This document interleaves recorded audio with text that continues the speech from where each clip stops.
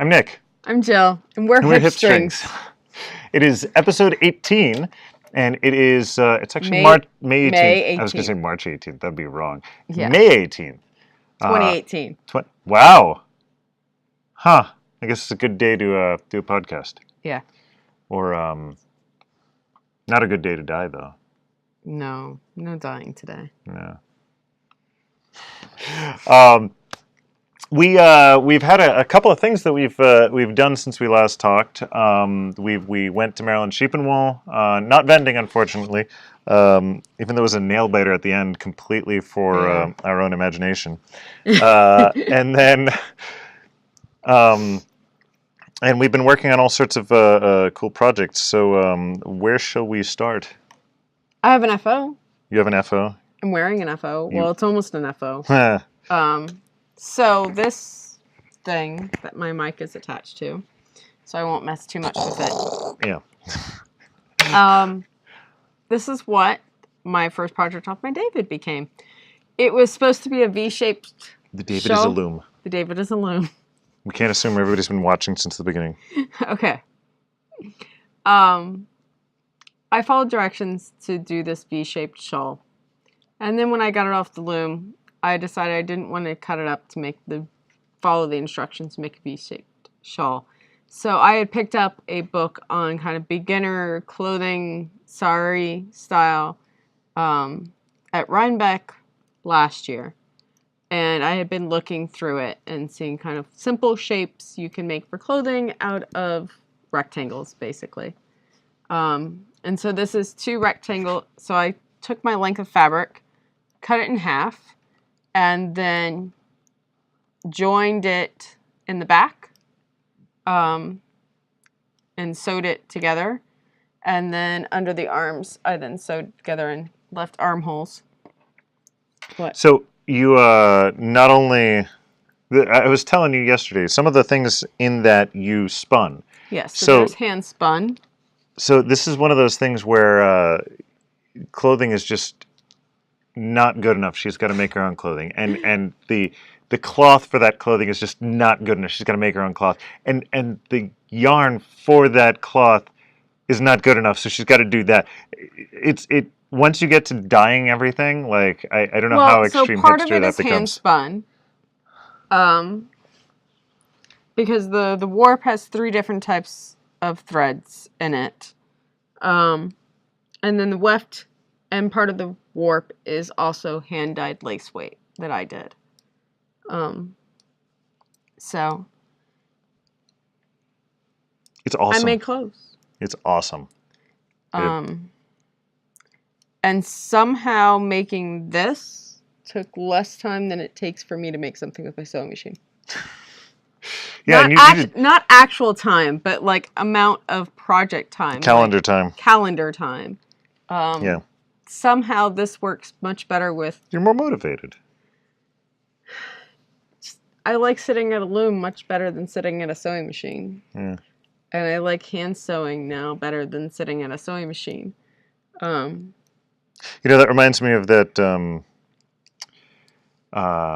cross-stitch pattern where it says something to the effect of, be warned, this is proof that I have patience to stab something 1,000 times. Yes.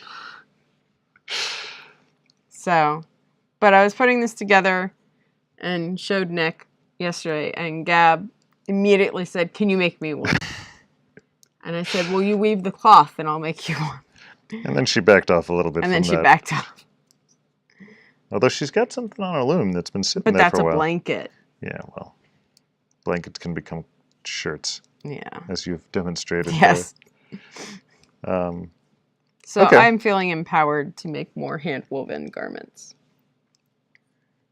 So I don't believe I have any FOs at the moment. The last thing I finished was your socks. Which I handed down to Gab because they were a little bit short. I didn't hear about this. Yeah. Gab has giant feet then. For a 9-year-old. She wears almost a size 4. Wow. And the socks were about an inch too short for me. Like, I think you were taking the measurement. I told you how many stitches I needed for the length of the foot. and that's my number of rows after You you tried finish the them gusset. on and you said they were great, and then I finished it. But okay, it's cool. It's cool. I was meaning to knit Gab socks anyway, so Well, they're a little. She says they're a little bit bigger. They might be huge on her because I think she's so desperate for hand knit socks. Nothing says love like hand knit socks. Right. So, Yeah. but they were a little tight on me. They needed about 5 to 10 more rows in the foot. Okay. Well, or we could cut off your toes. No, No. because then all my other socks wouldn't fit. That is true. Darn it. Okay, bad solution. So I do have some. Do you have any other FOs you want to talk about, or should we go to whips? That's my only FO that I can think of. Sure. I don't know. It's been so long since we podcasted. I forget what. Oh God, yeah, whatever. I so what I am working on right now is and of course I start talking when I've got my decrease stitches to do, right? Is a random pattern that you have been creating as I've been knitting, and it's to show off. Two of our new signature yarns. Two of the new signature yarns. So, for those of you knitters who have looked in awe at our custom blends, we have a solution for you. We showed them off before, right? I think we showed them off last episode. This is showing off some of Peacocky and Starling. And they really show up fantastically in person and in sunlight. But there you get, I was actually very worried seeing them on the cone. I didn't think they were going to have the nice effect. But you really do get the wonderful little pops of color that come out, especially in the Peacocky, and the Starling has this beautiful night shimmer to it. So this pattern is one that Jill is inventing, as I said, as I'm going along. It started off as a pie shawl? No, it's a garter stitch triangle. Okay, it started off as a garter stitch triangle. That turns into a pie shawl. That turns into a stripe of a pie shawl, and so you have this nice ruching going on here. And then turns into another garter stitch triangle. On the inverse. On the inverse. So it'll be a huge parallelogram tube. Yeah. Which, that wasn't what I signed up for, but well, it's still pretty cool. I'm liking it. So I started knitting a version in Ivory Tower, which is another one of my yarns. And I went one way with it. And then Nick started a little bit later. And I was like, well, try this instead. So he's doing like side B of this pattern. So the pattern will have two different versions. One gets you more of a capelet poncho type thing. One gets you an extremely awesome oversized cowl type thing. It's like wrap it around 4 times type of size. It'll just be artistic. Well, so the what I've really come to recognize with this though is that this signature blend yarn just is so incredibly soft. It drapes wonderfully. It is squishy and soft and shimmery and still nice and firm. It doesn't have I've worked on some super soft yarns that as I'm knitting them they start to felt and get nasty, and this is certainly not the case. It is wonderfully soft and squishy, and it's still holding up very nicely. So I'm excited to see the end result of what I'm creating here. Yeah. Are you working on No, you're not working on the other one right now. Not right now. So as I said, I'm working on one but what I'm working on this is my distillation cowl. Oh, new colors. New kit.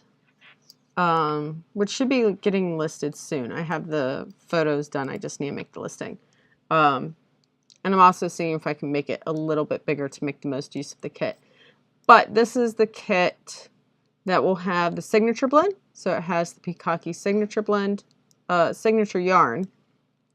And then it uses Ivory Tower, which is our superfine merino baby camel fingering weight, or sock weight, for the solid or semi-solid sections. to bring out all the individual colors in Pikaki. What? Shaking the table. Sorry. I'm not meaning to. Okay. The only other work in progress I had since we last talked was what I worked on as a T-Rex. So we went to Maryland Sheep and Wool again, as I mentioned, and now I've become a fixture. I have had so many people come up to me and say that I made their day. There was one lady that came up to me and with complete and utter honesty said to me, "Now I have seen everything. I thought I had seen everything before, but I definitely have not seen this." So here's a little video of me doing that. Oh, that is so cool.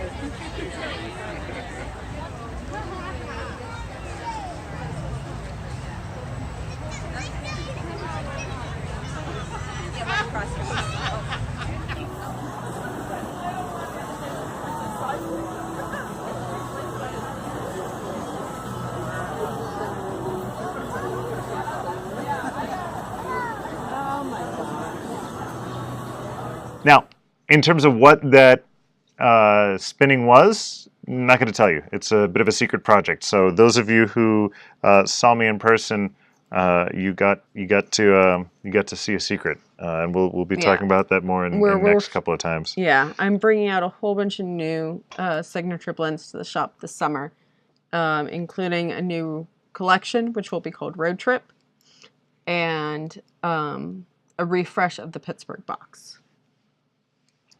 So all of that stuff is coming in or is going to be coming in next month.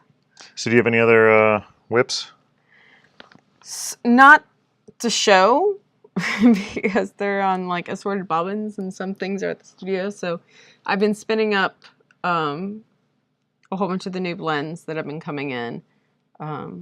So that's all finalized. But those won't... The Road Trip collections can be released at the Super Summer Knit Together, the Knit Girls Retreat this summer in Nashville, which Nick and I are both attending. And we'll be vending it. And then there's some new gemstones coming. There's a revision of Lapis that's going to be coming up. And there's a new gemstone called Topaz, which will be coming up soon in the shop. And then besides that, I think I've done some more of my combo spin for my blanket. And I've been spinning some cotton on my flat iron because my wrist has been acting up for the last month. And so I'm trying to do more long draw because worsted really kind of irritates it. So I'm trying to be a good girl and try to get it back to shape. But staying away from the things that irritate it is really, really hard. All right, well, let's talk about Maryland. There was a T-Rex. Oh, wait, we already said that. Yes. So how did Maryland go for you? Maryland was wonderful. It was the best Maryland I've had.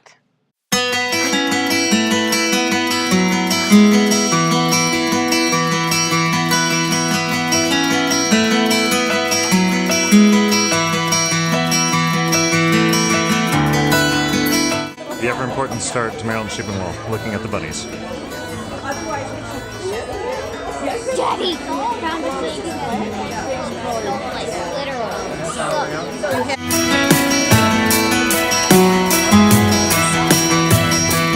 How old is she? She's 5 weeks old. Oh, wow.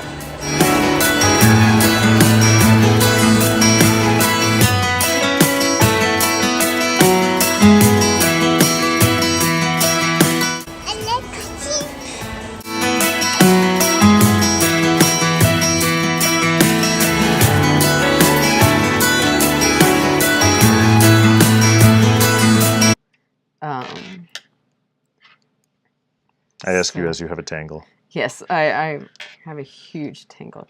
Well, I'm not breaking off yarn. You went and you got a whole bunch of awesome fleeces. Yeah, so we got it open on Saturday. And we got the best parking spot too. It was like right straight to the entrance. That was awesome. And I had to drop off things at a couple booths, and then I made it to my way to the fleece bar. This is my fleece haul from Maryland Cheaper to Wool. So there's 5 different breeds.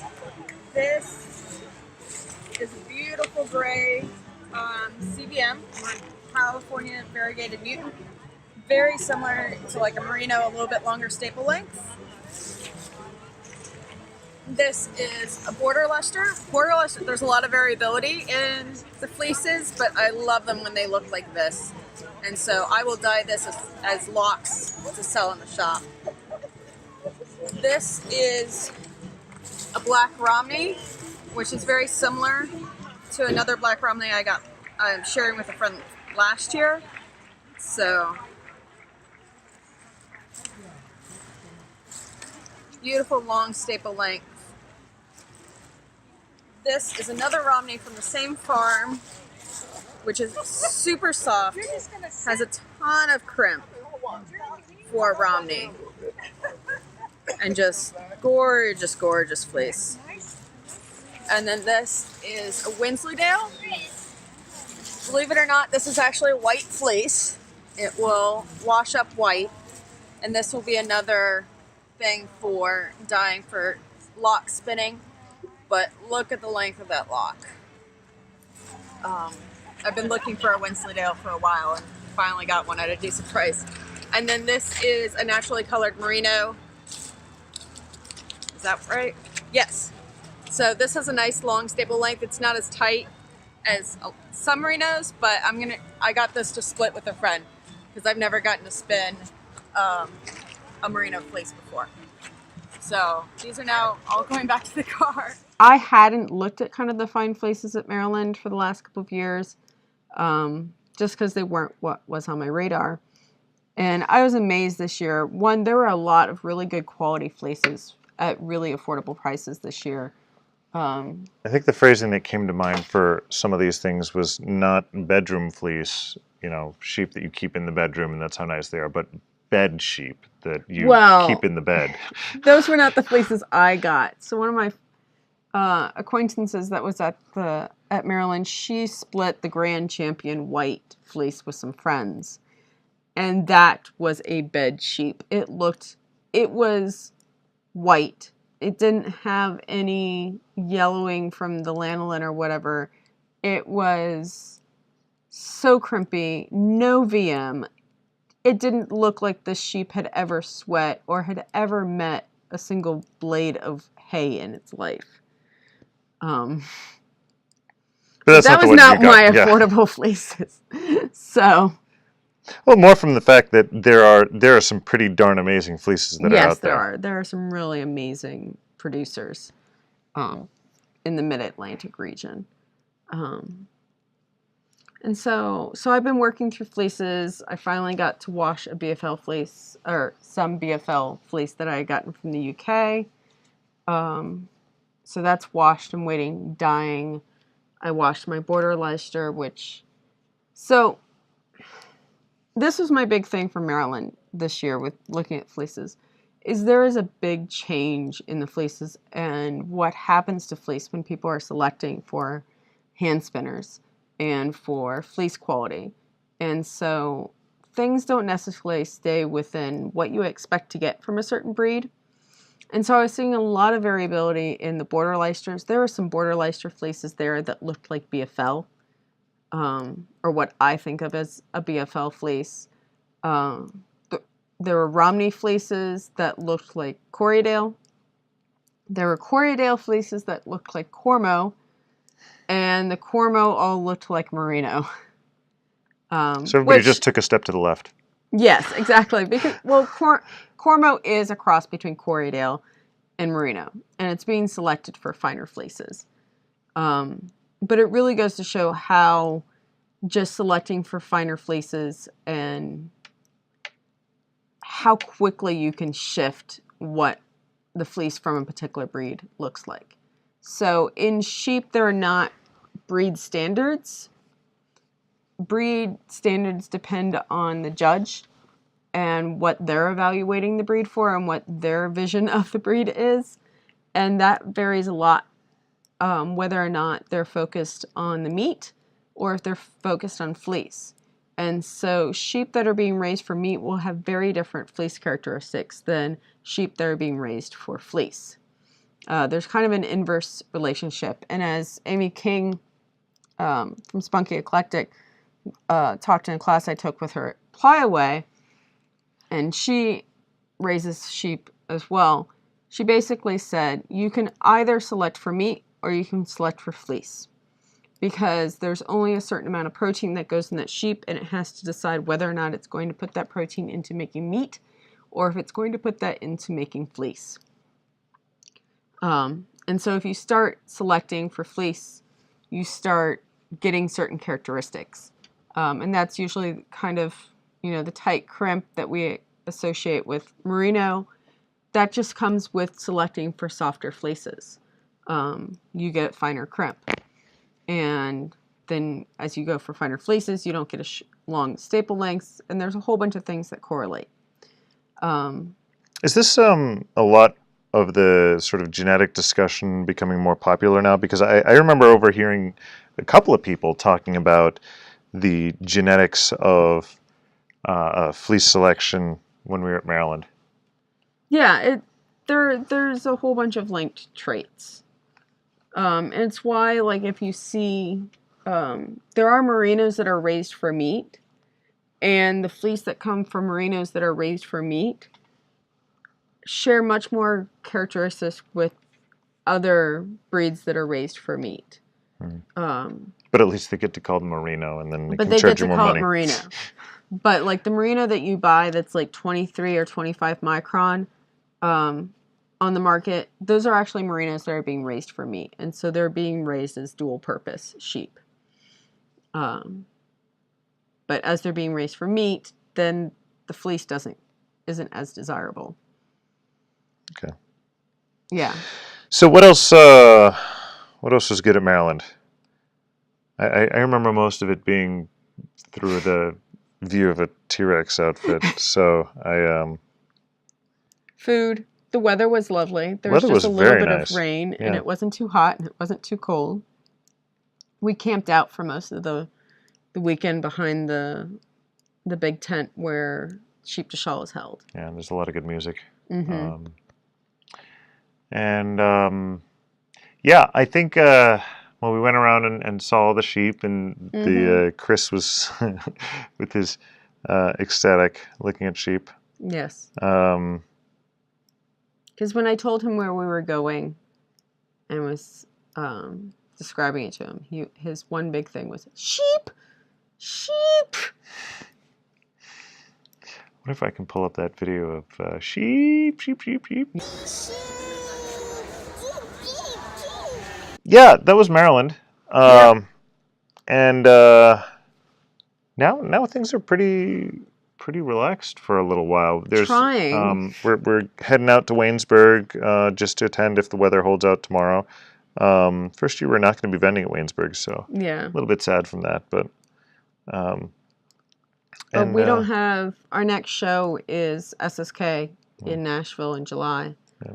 And then we just have 2 other shows for the year after that, which is Shenandoah Valley, which is end of September, and then Indie Knit and Spin, which we just announced the dates for, which is November 11th. Yeah, that was exciting for us. We just we finally got all the contracts negotiated and all the space arrangements made and everything.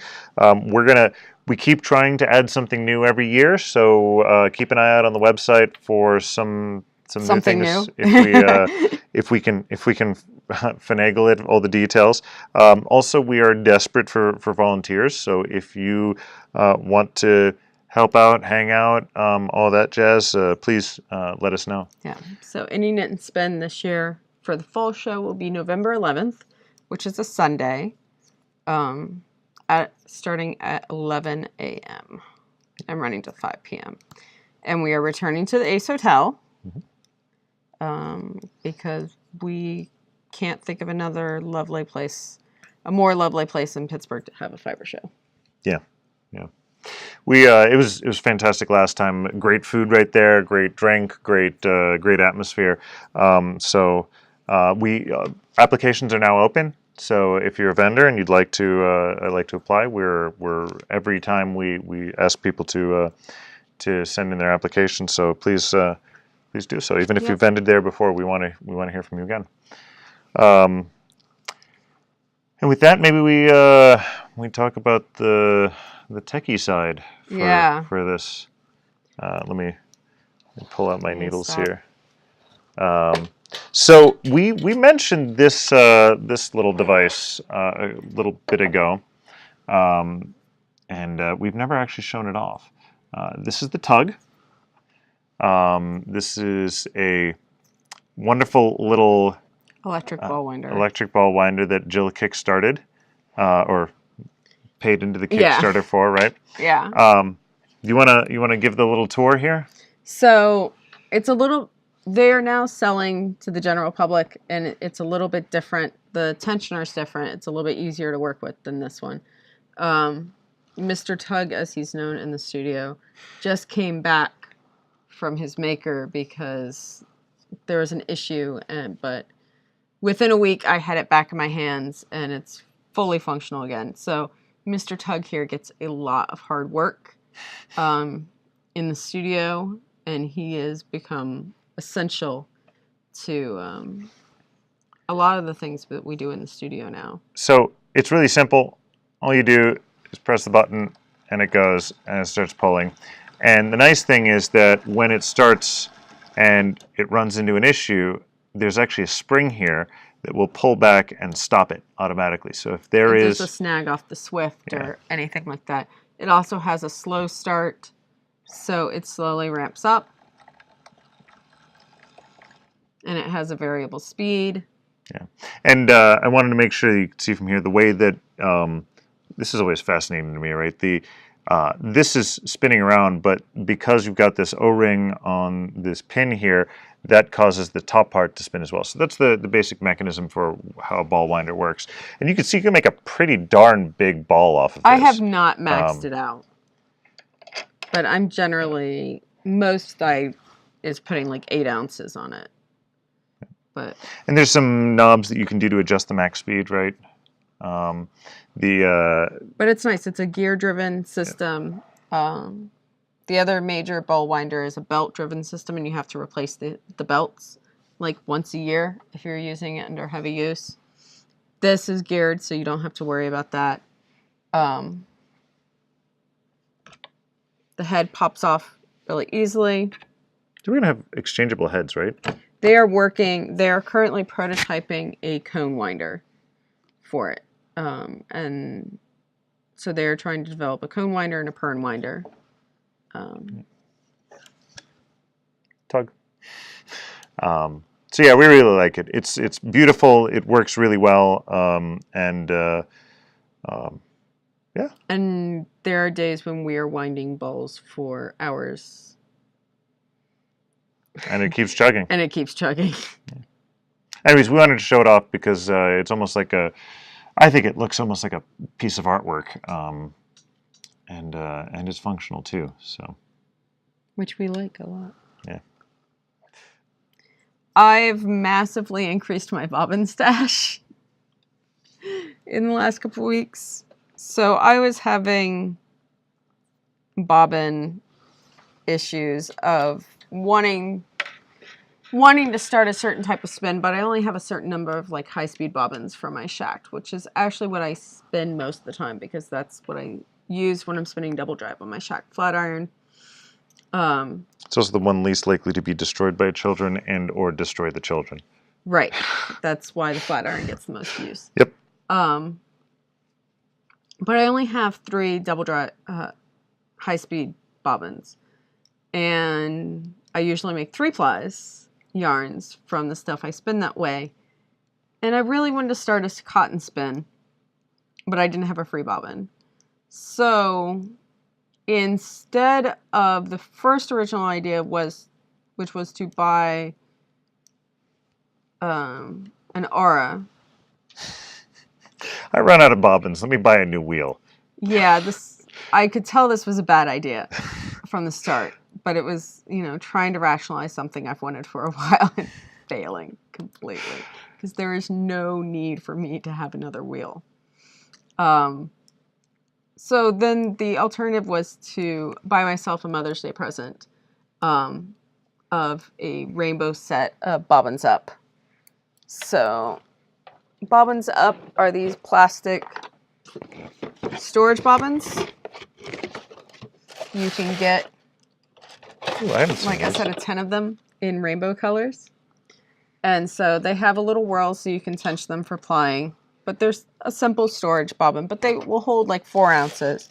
And then they come with these bits so that you can put it on the bit, and then this will go into your standard electric screwdriver. And so you can wind them. And they're like $5 a piece. So they're really affordable compared to how expensive bobbins are these days, which most bobbins will run you $30 to $50. Sure.